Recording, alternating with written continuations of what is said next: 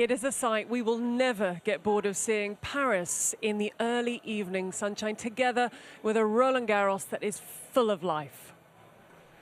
It is day 11 and we are one player away from completing the 2023 semi-final lineup. So with that in mind, here is what we have for you on this evening's show. It's back-to-back Roland-Garros semi-finals for the world number one. Beatriz Haddad-Maia continues to rewrite history. And they meet again on the Parisian clay under the lights on Philippe Chatrier. It is our final night session that we have for you this evening. The music will suddenly get louder behind me. You'll start to see the court filling up. And for the players, and right on cue, the music starts to get louder. But in terms of the players, their build-up began as follows. And that was arriving on site earlier today.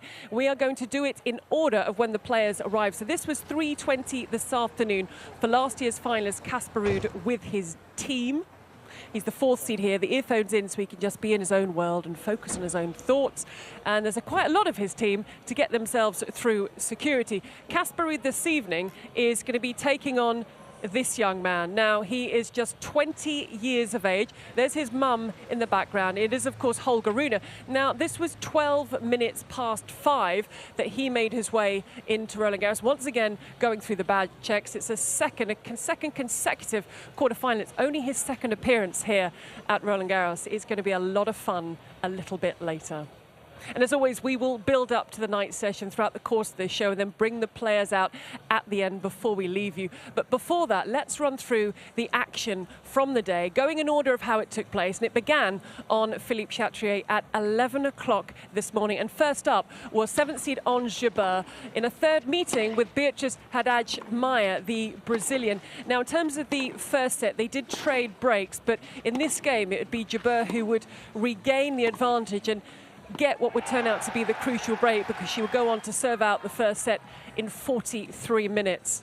Both in their first Roland-Garros quarterfinal. Now, the second set, this was the longest set of the three, I feel like a spoil sport there, that we would go on to have. And this one would make its way into a tiebreak. And Haddad-Maia has shown such fighting qualities throughout the course of this tournament, battling back from a set down, and she was looking to do it for a third match running. So this would go to the tiebreak, and she would turn around a horrible record that she has in tiebreaks. She would then go a double break and 3-love up. Jabeur reduced the deficit. It was quickly restored by the Brazilian, who would go on to take the win after 2 hours and 29 minutes on her second match point, breaking the serve of Ons Jabeur to secure her place in her first Grand Slam semi-final, to become the first Brazilian woman to reach the Roland-Garros semi-finals in the Open era. Before Roland-Garros, her Grand Slam record was won just 7 and lost 11. And she's the first Brazilian to reach a Grand Slam final since 2001.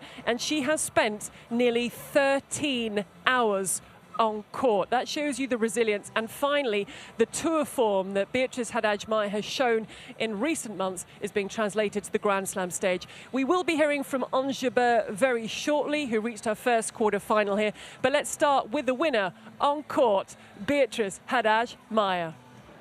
In Grand Slams, we have the chance to recover for one day. So even when I played more than 3 hours, I had a day off, and I have an amazing team. My physio is here, so we could work very hard also in the body. My coach also in my mind.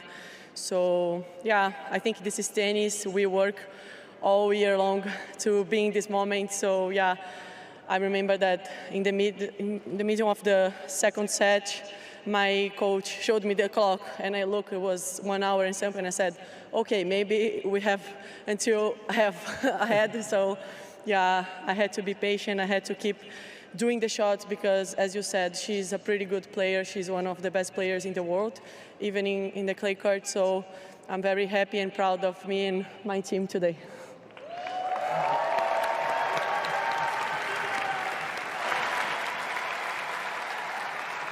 Yeah, I mean, I think it is a great tournament. I honestly wasn't expecting to be in the quarterfinals, especially this is kind of my first tournament after being injured. I think it was good. I was trying to push myself until the end, but I think pretty satisfied with the results. You always want to push for more, but I mean, hopefully next time will be better and no more quarterfinal here at the French Open. Next up, it was a repeat of last year's Roland-Garros women's final in a 7th meeting, and it was always going to be a tough ask for Coco Gauff, who was 0-6 against Iga Świątek coming into this match, and she had not taken a set from her. And as you can see there, that trend carried on with the pole. And they did trade breaks early in the first set, but it was Świątek who was able to assert herself on this match and give herself the advantage. A 2-time champion at Roland-Garros 2020 and 2022. Her win-loss record, Świątek, for 2023, she's 132. She was looking for her 33rd win of the season and just 6 defeats. Something she'd also been doing was sweeping aside her opponents. This was the most games she had dropped in a match on her way to securing herself back in the Roland-Garros semi-finals. That would be 15 games she would concede in just 5 matches to reach her 4th Grand Slam semi-final in her last 6 Grand Slams. That's back-to-back semi-finals for Iga Świątek here. I think it was also being watched by Arsene Wenger in the crowd. That was also for Świątek, her 25th career win against a top 10 players. Her numbers are already pretty good, and she is just 22 years of age. She is a defending champion. We'll hear from her shortly. We'll also hear from Coco in press, but let's start with the winner on court. Well, for sure it wasn't easy, you know, especially first set was really tight, and Coco was really using the conditions here, so I'm pretty happy that I was able to kind of work on it and just win this match because, yeah, quarterfinals are sometimes, you know, the toughest matches, but we'll see what's going to happen further in the tournament. But for sure, Coco, you know, she's already been in that place, so even though she's young, she's experienced, and I'm pretty happy to be in a semi-final.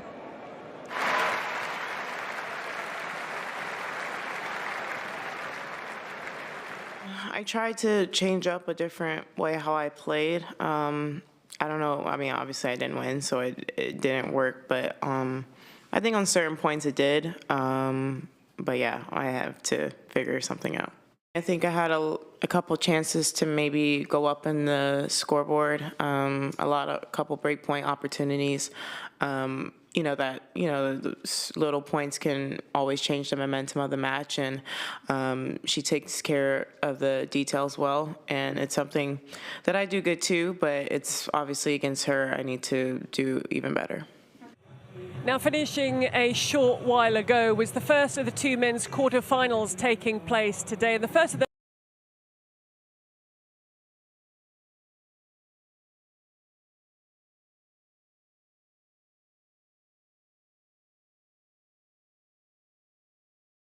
facing in Zverev, a very difficult opponent because Zverev has the experience. He's been to a Grand Slam final. He's been to Grand Slam semi-finals here. But Thomas Martin Etchery at 49 in his first Grand Slam quarter-final gave a good account himself, although it was Sasha Zverev that would take the first set, but it was nip and tuck all the way with an early break for Etcheverry before Zverev was able to assert himself to close out through the first set. But the shoulders didn't drop for the 23-year-old from Argentina, who was 49 in the world at the start of the tournament, and he leaves here with a new career high of 31. He also has a dog named Roland-Garros. He was able to level things up and split sets with Sasha Zverev. Zverev looking for a 3rd straight Roland-Garros semi-final, and it was a really, really great set of tennis, that 3rd set that he would close out. He knew at that point he was in the ascendancy and is able to start to take control. Great play from Zverev, and it has been throughout the tournament. You remember the injury here a year ago, but he's banished that from his mind. He's had last 3 night sessions, but he was back during the day. It's his 5th Roland-Garros quarterfinal. He's now won 3 and lost 2. It was his 9th Grand Slam quarterfinal, and with this win, he was through to his 6th Grand Slam semi-final. It's his 8th appearance here at Roland-Garros. Now this is the bottom half of the men's draw, and Sasha Zverev is going about his business very, very nicely. A bright future for Thomas Martin Etcheverry, but this win was about this man, and that raw. Sasha Zverev, the 27th seed, getting the job done earlier today, booking his place in the semi-finals, and after the win was complete, he spoke with Alex Corretja on court. I mean, the conditions during the day are better for me, and that's for sure, because the ball is a lot faster, the ball bounces higher, so I think the way I play tennis on clay, I love to play on clay, but you know, faster conditions are definitely better. But yeah, I mean, I practice every day during the day, so the adjustment is still more for the night session than for the day sessions, but you know, all in all, it doesn't matter. I'm in the semi-finals for Roland-Garros. I'm happy about that, and there's nothing else to talk about. Time now to show you the points that caught our attention on day 11, and I think you will agree it was well worth highlighting.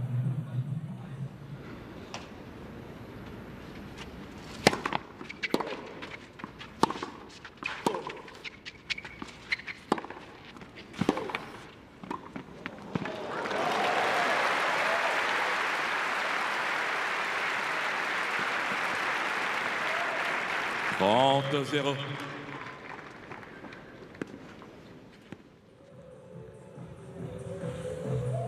I hope you're enjoying the action. I hope you're enjoying the music behind me. The crowd are, and everyone around me is swaying from side to side. This is the build-up to the final night session of 2023. And in terms of the players who are going to be in that night session, you have seen them arrive. Now let's take a look at what they did afterwards. And for Casper Ruud, there was actually a bit of a gap between arriving and going to the gym at 4:30, flanked by members of his team. And it's something we see quite a lot of. Before they go out to practice, they will warm up the body and get the legs loose on the treadmill. There's also a big plasma screen in front of him if he wanted to keep an eye on the tennis. Now, in terms of his opponent, they didn't cross over in the gym at all, because Rune arrived and then was pretty much straight away into the gym. Patrick Mouratoglou, part of his team, to his left, so he's watching the tennis. He's having a little loosener, and a little bit later we're going to see them both, and we're going to hear from them when they were out on the practice courts. And there's the famous stretching bands, getting the body ready to go. So we will hear and see them a little bit later in practice. Now, I really hope you've been enjoying our Never Have I Ever series and the questions that I put to the players at the start of the tournament. And the good news is this evening we have some more revelations for you. Yeah. Who is that? Ugo Humbert. No way, really?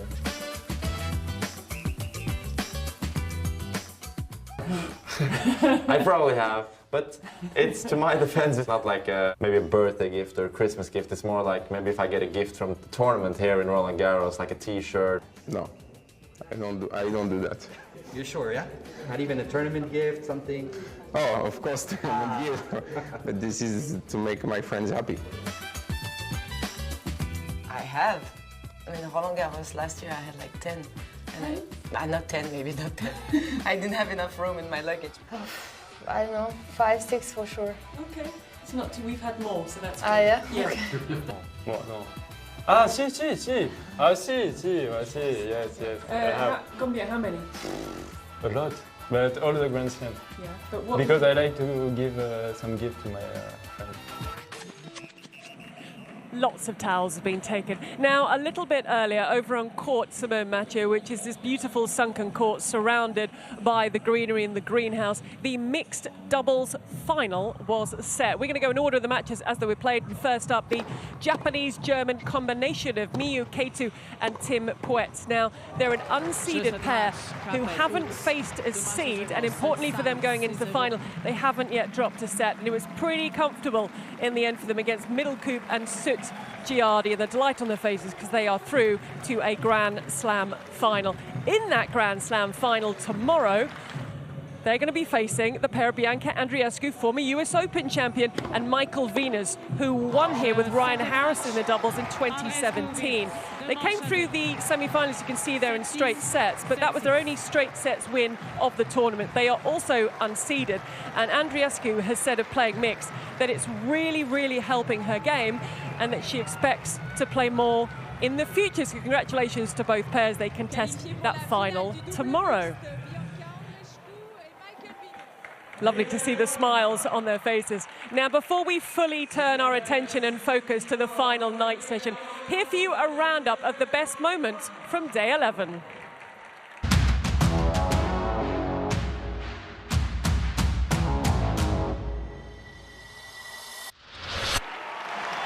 If you want to be the best, you have to beat the best.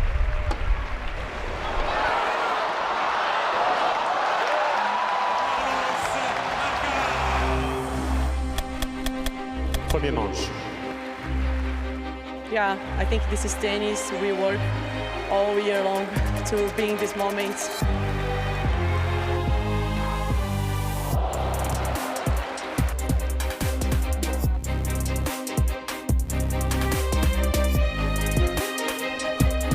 For sure, you have to kind of be ready. You have to play every point 100%.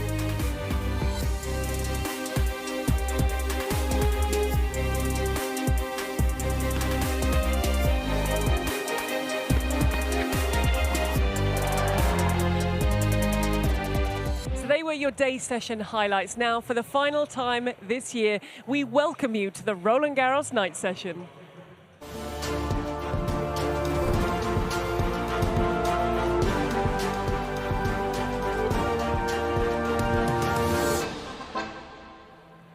And what a match to conclude them with, a rematch of last year's quarterfinal that was a little bit spicy and it was a little bit feisty. Casper Ruud, who is the 4th seed this year, against Holger Rune, who is the 6th. And we cannot wait for that. And we're going to hear from both of them very shortly. Let's start, though, with practice. And let's start with Casper Ruud. You saw him arriving. You saw him head to the gym. Now, he went out on the court, too. You see all the spectators. 5 until 6 was his hour of warm-up. Runner-up here last year, 50 wins on the clay this year, that title in Estoril, just getting himself into the right form to come into Roland-Garros, but he's looking for his first ever top 10 win at a Grand Slam. Would you believe he's 0-6, Ruud, and he's 0-3 here at Roland-Garros, but he's faced some big names when he's played here at Roland-Garros, including in last year's final when he lost to Rafa Nadal. And once practice was complete, we were lucky enough to get a few words with Casper Ruud. It's going to be fun, hopefully, and it's going to be a big challenge for sure. We are both playing well, I guess, this tournament, and it's going to be, yeah, like you said, a fun rematch from last year. It's very good for the sport, especially in Scandinavia, that we have 2 quarterfinalists, and yeah, we're going to try to bring our A game, both of us. Now, it was court 3 that you can see Holger Rune behind him, Patrick Mouratoglou, making their way for his practice session. This was a little bit later because remember he only arrived just after 5, then he went into the gym and then it was straight out 5:30. Sort of does things like he plays tennis in quite a hurry, 5:30 to 6:30, just 20 years of age. For clay though, 116, lost 3. He's got the Munich title, but also in the Masters 1000 series, he was runner-up in Monte Carlo and Rome. His second appearance here, his second quarter-final, and he's looking to be the first Danish man to reach a Grand Slam semi-final since 1967. He's doing wonderful things at the age of 20. He can be a bit feisty, but he definitely wasn't when we got a few words with him after practice. Well, it's an unbelievable atmosphere already. You know, it's great to see all the kids and all the fans here. So I'm super excited to go out there and have fun tonight. So you're going to play against someone you know very well. That's a rematch of last year, but this season you managed to beat him. What did you learn from this victory? Yeah, I think I did more the right things to be able to beat him last time. But for sure, you know, I have to be ready for him to change tactic at any time. So just prepare as much as I can now and go and enjoy the moment. He certainly should enjoy the moment. The night sessions are very special. Now, it's worth taking a closer look at their head-to-head because it's all been played out on one surface.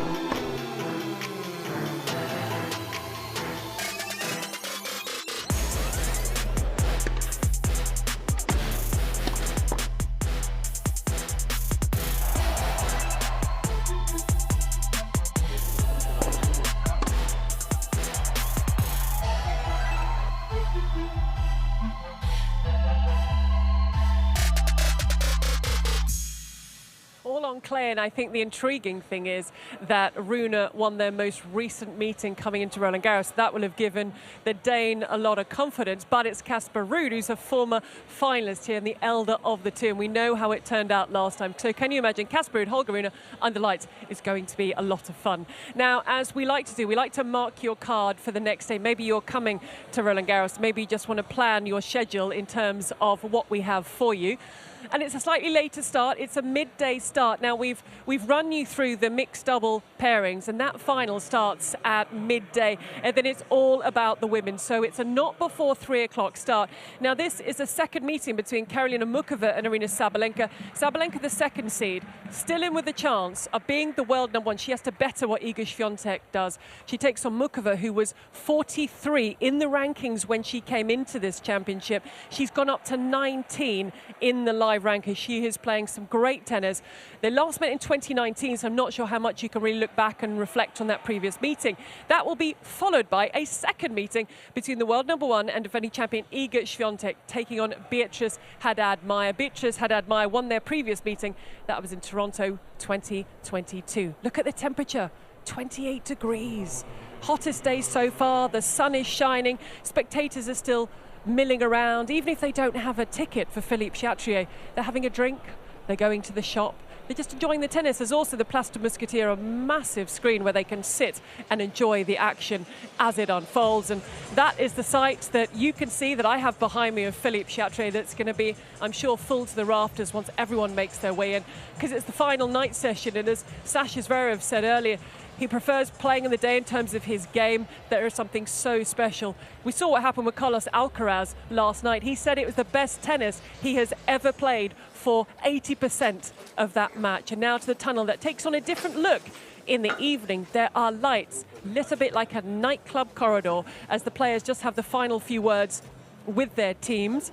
It's going to be interesting to see the experience of Ruud. We've got to remember with Casper Ruud, it wasn't just the Roland-Garros final last year. He reached the US Open final, and I remember being in the corridors of the Arthur Ashe when he came off having lost that final, and all there was congratulations from his team for a superb year. They're a very close-knit team. He's got his father alongside in a team that's been with them for a long, long time, but it's their time to depart as Holger Rune makes his way in with Patrick Mouratoglou and the rest of the members. And we saw Holger Rune's mum a little bit earlier. She'll be up in the box. She sometimes gets a little bit of his wrath if he's not happy, but they make their way out. And once they have left, you will hear the announcement, and it will be Holger Rune, the lower ranked of the two players, that will start the walk along the corridor, up the stairs, and out onto Philippe Chatrier. It's a special moment, and here it is for you, the introduction of the players for the final night session of 2023.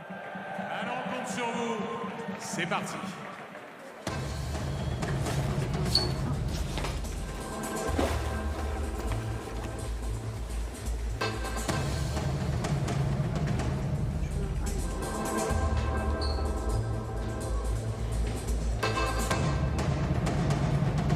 Match comptant pour les quarts de finale du tournoi Messieurs Roland-Garros 2023.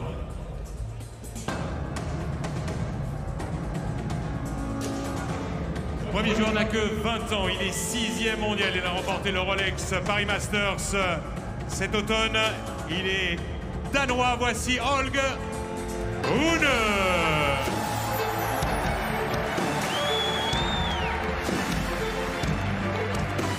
Il rentre accompagné par Jeanne.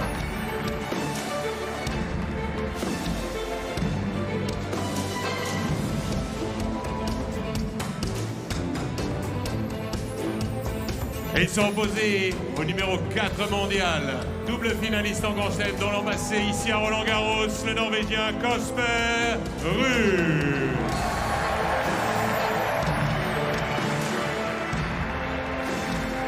It's a wonderful ovation for both players as they make their way out behind me onto Philippe Chatrier. We're moments away from the final night session action from getting underway. It is going to be a fun final. You can follow it via the Roland-Garros official social media channels and by the Roland-Garros website. And right now we are building up to that match on Radio Roland-Garros, and we will have ball-by-ball commentary from the first ball to the last. So enjoy it, but make sure you join us at the same time tomorrow when our women's final from 2023 will be set. Until then, enjoy the action.